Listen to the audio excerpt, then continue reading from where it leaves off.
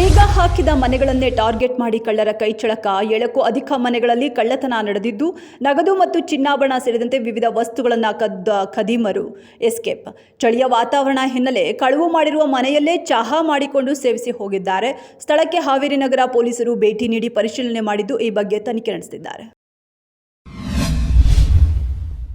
ಮಕ್ಕಳನ್ನು ಪತ್ನಿ ಜೊತೆ ಬಿಡಲು ಕೋರ್ಟ್ ಆದೇಶಿಸಿದ್ದಕ್ಕೆ ಮನನೊಂದ ಪತಿ ತನ್ನ 2 ಮಕ್ಕಳಿಗೆ ವಿಷ ಉಣಿಸಿ ತನ್ನ ತಾಯಿಯ ಜೊತೆ ತಾನು ನೇಣಿಗೆ ಶರಣಾಗಿರುವ ಘಟನೆ ಕೇರಳದ ಕಣ್ಣೂರಿನಲ್ಲಿ ನಡೆದಿದೆ.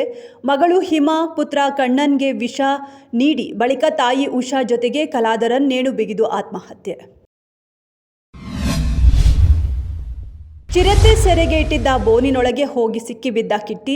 ಕುತೂಹಲಕ್ಕೆಂದು ಬೋನಿನೊಳಗೆ ಹೋಗಿದ್ದ ವ್ಯಕ್ತಿ ಇರಲಾರದೆ ಇರುವೆ ಬಿಡ್ಕೊಂಡಂತೆ ಚಿರತೆ ಹೆಂಗೆ ಲಾಕ್ ಆಗುತ್ತೆ, ಈ ಬೋನ್ ಹೇಗೆ ಕೆಲಸ ಮಾಡುತ್ತೆ ಎಂಬ ಕ್ಯೂರಿಯಾಸಿಟಿ ನೋಡೇ ಬಿಡುವ ಅಂತ ಒಳಗೆ ಹೋಗಿದ್ದಾನೆ. ಅಷ್ಟೇ ಬೋನಿನ ಗೇಟ್ ಲಾಕ್ ಆಗಿದೆ. ಬರೋಬ್ಬರಿ 3 ಗಂಟೆಗಳ ಕಾಲ ಬೋನ್ನಲ್ಲಿ ಒದ್ದಾಡಿದ್ದಾನೆ. ಊರಿನ ಜನ ಕೆಲಸ ನಿಮಿತ್ತ ಹೊಲದತ್ತ ಬಂದಿದ್ದು ಅನ್ಲಾಕ್ ಮಾಡಿದ್ದಾರೆ.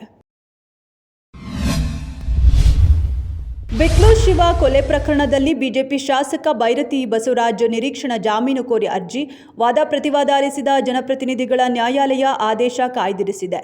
ಪ್ರಕರಣ ದಾಖಲಾಗಿ 5 ತಿಂಗಳು 10 ದಿನ ಆಗಿದೆ. 18 ಆರೋಪಿಗಳ ವಿರುದ್ಧ ಚಾರ್ಜ್ ಶೀಟ್ ಸಲ್ಲಿಕೆ ಮಾಡಲಾಗಿದೆ. ಖಾಸಗಿ ಶಾಲಾ ಬಸ್ ಚಾಲಕ ನೀಚ ಕೃತ್ಯದಿಂದಲೇ ವಿದ್ಯಾರ್ಥಿನಿ ಈಗ ಹೆಣ್ಣು ಮಗುವಿಗೆ ಜನ್ಮ ನೀಡಿದ್ದಾಳೆ. ಕೆಲ ದಿನಗಳ ಹಿಂದೆ ಶಿವಮೊಗ್ಗ, ಕೊಪ್ಪಳ ಹಾಗೂ ಯಾದಗಿರಿ ಜಿಲ್ಲೆಯಲ್ಲಿ ಶಾಲಾ ಬಾಲಕಿಯರು ಮಗುವಿಗೆ ಜನ್ಮ ನೀಡಿದ್ದ ಘಟನೆಗಳು ವರದಿಯಾಗಿತ್ತು. ಘಟನೆ ಮಾಸುವ ಮುನ್ನವೇ ಹಾಸನ ಜಿಲ್ಲೆಯಲ್ಲೂ ಅಂತಹದ್ದೇ ವರದಿ. ಖಾಸಗಿ ಶಾಲೆಯಲ್ಲಿ 10ನೇ ತರಗತಿ ಓದುತ್ತಿದ್ದ ವಿದ್ಯಾರ್ಥಿನಿ ಮೇಲೆ ಅದೇ ಶಾಲೆಯ ಬಸ್ ಚಾಲಕ ರಂಜಿತ್ 8 ತಿಂಗಳಿನಿಂದ ಲೈಂಗಿಕ ದೌರ್ಜನ್ಯ. ವಿದ್ಯಾರ್ಥಿನಿಗೆ ಪುಸಲಾಯಿಸಿ ಆಕೆಯನ್ನು ಲೈಂಗಿಕವಾಗಿ ಬಳಸಿಕೊಂಡಿದ್ದಾನೆ. ಪರಿಣಾಮ ಇದೀಗ ವಿದ್ಯಾರ್ಥಿನಿ ಗರ್ಭಿಣಿಯಾಗಿದ್ದು 2 ದಿನಗಳ ಹಿಂದೆ ಮಗುವಿಗೆ ಜನ್ಮ ನೀಡಿದ್ದಾಳೆ.